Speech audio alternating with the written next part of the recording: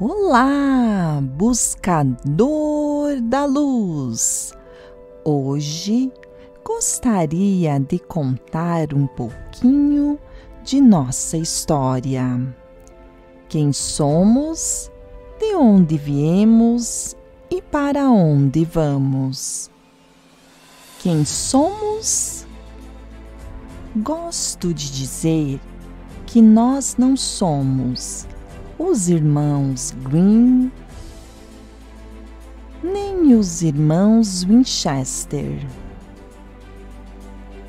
Também não somos os irmãos Eric. Nós somos as irmãs Jungles. De onde viemos?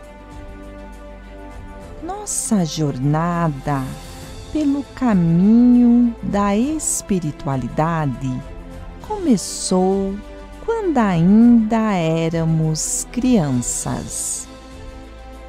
Nossa avó materna era uma vovó aquariana, à frente de seu tempo, que nos contava muitas histórias sobre os mistérios da vida.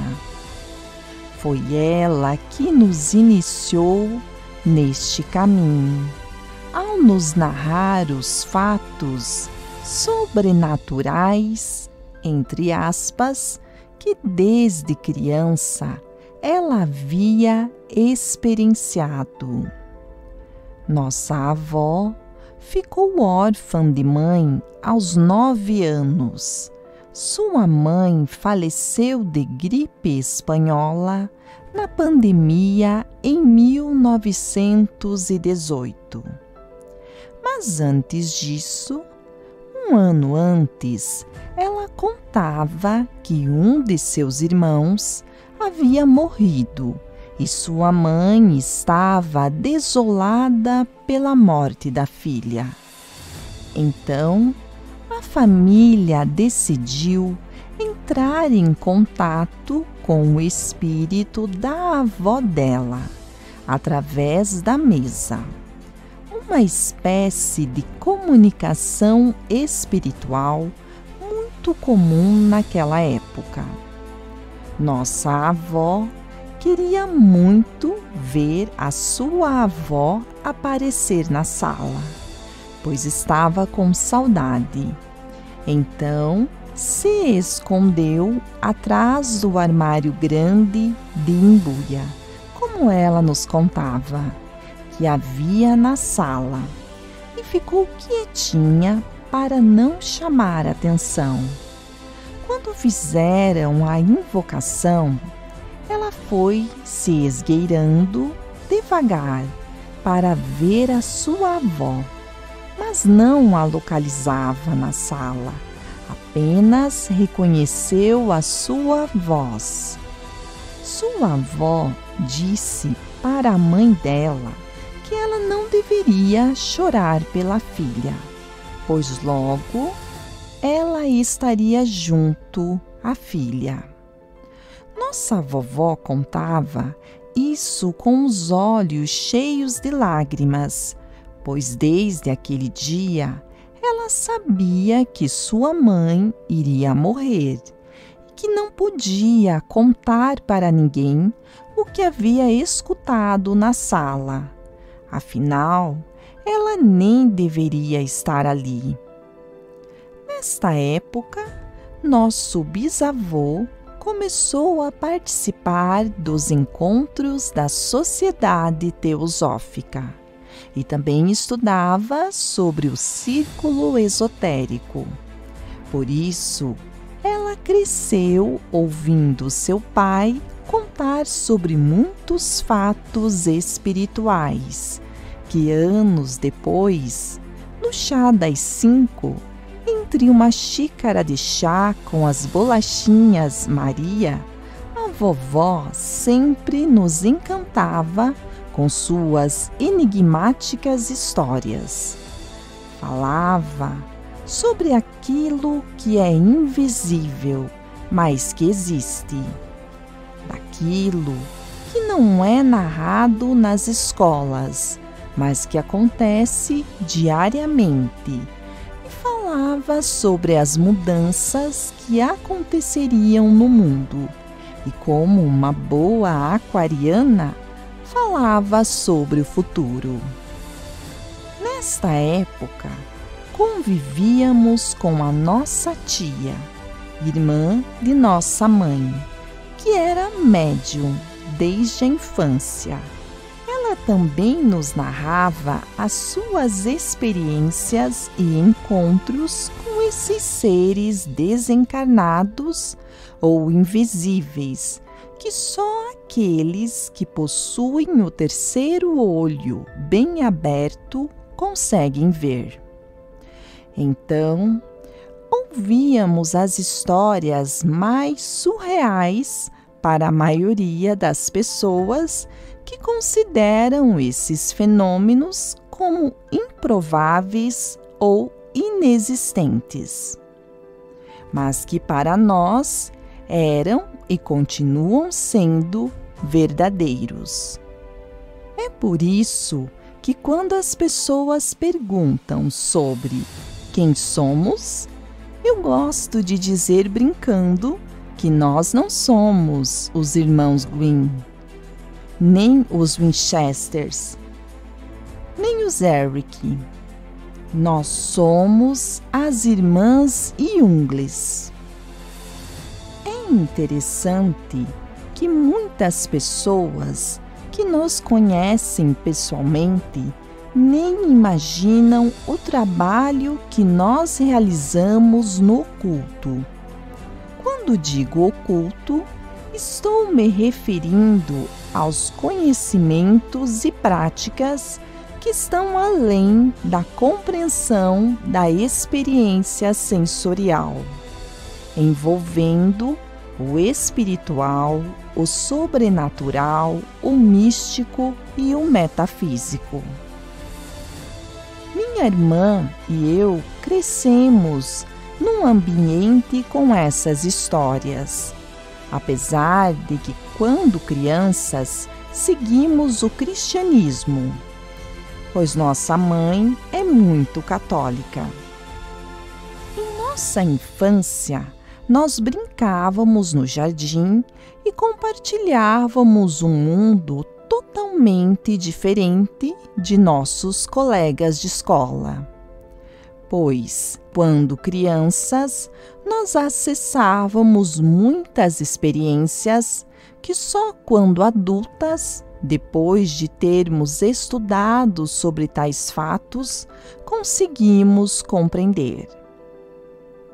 Por causa das crises que minha irmã manifestava na escola, ela foi encaminhada para a psicóloga, que encaminhou para o psiquiatra, e com 12 anos ela já tomava Daforin, fluoxetina, mais conhecido como Prozac.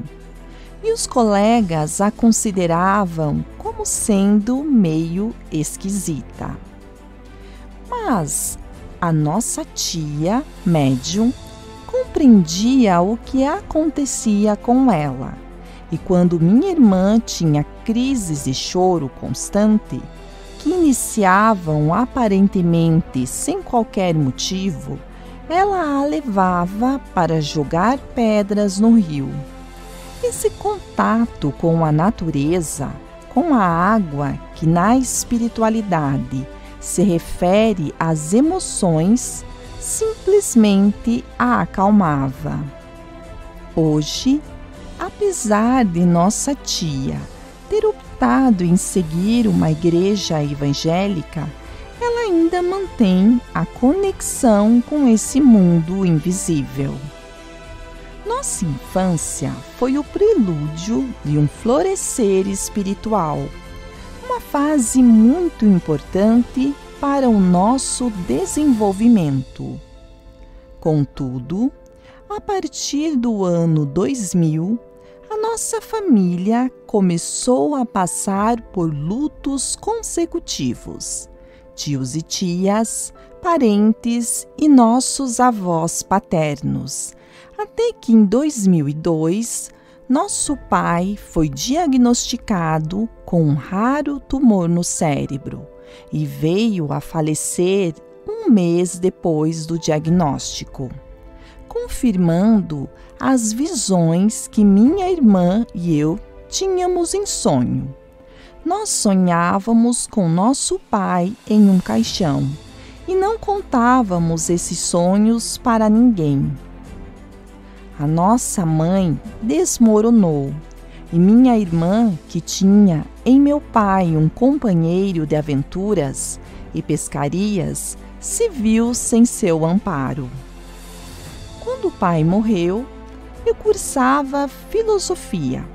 Foi através do livro A Ética, de Baruch de Spinoza, que eu encontrei certo consolo para tentar compreender a dor que me atormentava. Eu me formei em filosofia e comecei a lecionar. Lembro que neste período eu me tornei uma pessoa completamente cética. Depois da morte de nosso pai e 2 anos depois a morte da nossa vovó aquariana, esses episódios de muito sofrimento, rupturas e transformações nos fizeram mergulhar na noite escura da alma e, num primeiro momento, nos fizeram negar qualquer ideia de vida eterna. Eu concluí que eu ia acabar virando comida de vermes. Então, sempre que brindava, mentalmente eu repetia o prefácio do Brás Cubas. Ao verme que primeiro roeu as frias carnes do meu cadáver. Foi um período que eu havia perdido a conexão com a espiritualidade. Trabalhava muito, recebia meu salário e comprava coisas das quais nem precisava. Um dia percebi que minha irmã não estava bem. E por acaso, na verdade, hoje eu sei que não existem acasos, mas sim sincronicidades. Peguei um panfleto de uma especialização sobre terapia e decidi fazê-la, com o intuito de ajudar a minha irmã, que novamente se via fazendo tratamentos, mas não havia melhora no seu quadro clínico. Em 2010, no consultório do meu professor, havia em sua mesa um livro sobre hipnose. E quando peguei o livro para folheá-lo, senti que minhas mãos esquentaram. E aquela sensação de calor intensa foi como um sinal de que deveria estudar o tema. Na faculdade, eu gostava da disciplina de filosofia da mente. Então consegui fazer uma relação da hipnose com aquilo que eu já havia estudado. Um mês depois, meu professor ligou me avisando sobre um curso de hipnose, com regressão de memória até o nascimento. Método utilizado no tratamento em consultório. Decidi fazer o curso. No ano seguinte, parei de lecionar filosofia e abri meu primeiro consultório. Foi assim que comecei a estudar a mente e suas manifestações. Um dia, atendendo um paciente que era médico, acessou uma memória que nós dois céticos, um médico e eu, não conseguíamos fazer uma relação com sua vida e de onde surgiu aquele fato. Mas ele garantia que aquela memória era sua. Nós dois criamos uma hipótese e discutimos essa ideia de que só podia ser uma memória de vidas passadas. Fui fazer o curso de reciclagem em hipnose e contei essa experiência em sala de aula. Então, uma colega me convenceu a fazer uma especialização em regressão de vidas passadas. Em um primeiro momento, resisti à ideia, mas ela foi muito convincente. Então, fui parar em uma turma com psicólogos, terapeutas e médiuns. Eu chegava no curso e pensava: o que é que eu estou fazendo aqui? Mas continuava frequentando por mera curiosidade e porque sentia algo que conscientemente não conseguia explicar. Até que chegou nos estágios e eu precisava passar pelo processo de regressão. Confesso que fui a última a fazer regressão, porque fui muito resistente ao processo, porque não acreditava que aquilo era real. Até que comecei a ver aquelas memórias que, no fundo, eu sabia e sentia que eram minhas, apesar de não ter ideia de como aquilo era meu. No entanto, comecei a relembrar episódios de quando era criança, quando brincava com minha irmã e que nós juntas acessávamos essas memórias e as representávamos através de brincadeiras com as bonecas e ursos, a ponto de nossos pais ficarem parados olhando o que a gente estava fazendo. Eles nos perguntavam do que a gente estava brincando. Foi assim que, a partir de 2012, nós começamos a estudar sobre reencarnação. Minha irmã, já formada em ciências biológicas, também era cética, pois seguia uma linha darwinista. Gostava de estudar sobre paleontologia e ler sobre arqueologia. Contudo, ela foi a minha primeira paciente. Nós duas juntas resgatamos muitas memórias de vidas passadas que estavam afetando a nossa vida atual, causando inclusive a depressão que há anos ela tratava. Nós acessamos alguns acontecimentos e, como sempre nos dedicamos à pesquisa, fomos buscar a fundo mais dados em livros antigos, procurar conversar com pessoas que tiveram ligações familiares com determinados fatos, como, por exemplo, com a Segunda Guerra Mundial, ou algum acontecimento histórico que não é narrado na internet ou em livros modernos, mas que encontramos citações e referências em livros antigos, que realmente comprovavam o que havíamos visto, confirmando que esses fatos realmente aconteceram. Em uma sessão, reencontramos o nosso pai, que continua vivo num outro plano, preparando-se para reencarnar. Então compreendemos que a morte não existe e que a única coisa que nos separa das pessoas queridas, que acreditamos que já se foram, é o véu que as oculta aos nossos olhos. Também foi nesta época que entramos em contato com a espiritualidade oriental através do Reiki e que juntas fomos iniciadas no período próximo ao Festival de Wesak.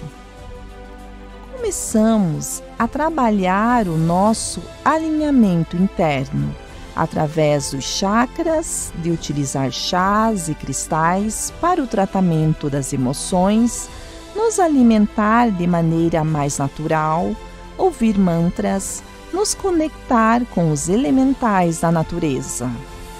Assim como nossa avó, também tivemos que enfrentar a pandemia e aproveitamos o período para começar a nos dedicar ao estudo sobre a manifestação da realidade, sobre alquimia, astrologia e tarô. Assim fomos acrescentando mais ferramentas ao nosso trabalho. Desde 2012, nós atendemos juntas com terapia de vidas passadas e ajudamos milhares de pessoas a ver a vida sob outro prisma. Foi assim que começamos a entrar em contato com outras maneiras de vivenciar a espiritualidade e o autoconhecimento.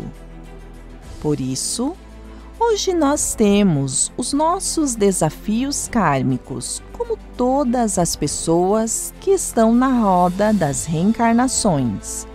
Mas aprendemos que tudo tem uma causa, um porquê, um motivo e uma consequência. Também compreendemos aquilo que nossa vovó aquariana nos falava, que a vida é um maravilhoso mistério que aqueles que têm olhos despertos conseguem desvendar. Em 2020, começamos a receber a permissão dos mestres da Irmandade da Luz para compartilhar esses conhecimentos a mais buscadores.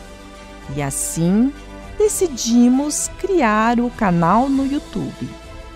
É importante ressaltar que nós não seguimos uma religião específica, mas estudamos a espiritualidade consciente. Digo que nós duas somos um grande caleidoscópio de conhecimentos espirituais, transbordando luz para todos os lados. Compreendemos de onde nós viemos e sabemos para onde estamos indo. Por isso, nesta reencarnação, a nossa missão é continuar o trabalho que já realizávamos em outras épocas, junto à Irmandade da Luz, trabalho que conseguimos recordar através das regressões que nós fizemos em nós mesmas e em nossos pacientes. Hoje, damos continuidade ao nosso aprimoramento pessoal e procuramos ajudar outros buscadores a compreender que vivemos em uma jornada espiritual terrena e que a vida neste planeta, apesar dos desafios que todos passamos, é maravilhosa, pois fazemos parte de algo sublime, algo imenso, algo surpreendente e que todos os dias, ao abrirmos os olhos, nos é concedida a oportunidade de evoluir. Para onde vamos? Vamos continuar trabalhando com a espiritualidade consciente e o autoconhecimento. Essa jornada que começou há muitos e muitos séculos, pois desde que o mundo é mundo, nós já trilhávamos por esse caminho. Continua no presente. Apesar de não estarmos mais atendendo em consultório físico, ampliamos o nosso trabalho para o virtual e é por isso que compartilhamos com você, buscador, conhecimentos e experiências que auxiliem sua jornada espiritual terrena, através de conteúdos disponíveis no YouTube e em nossas redes sociais e de mentalizações que são preparadas para te auxiliar a elevar sua frequência vibracional, para que você também possa se conectar com as esferas espirituais. Também estamos preparando cursos com a intenção de ampliar seu autoconhecimento. Nosso trabalho encontra-se disponível no site www.buscadoresdaluz.com.br. Você percebeu que nós priorizamos a fala, o conteúdo apresentado do que a nossa imagem. Nós sabemos que vivemos num mundo virtual onde as pessoas buscam aparecer e ganhar seguidores. Nós priorizamos nos conectar com buscadores que estejam em sintonia com nosso trabalho. Agora que você conhece um pouquinho de nossa história, sinta-se à vontade em fazer parte dessa egrégora de luz, pois você é luz. Escolha brilhar. Namastê!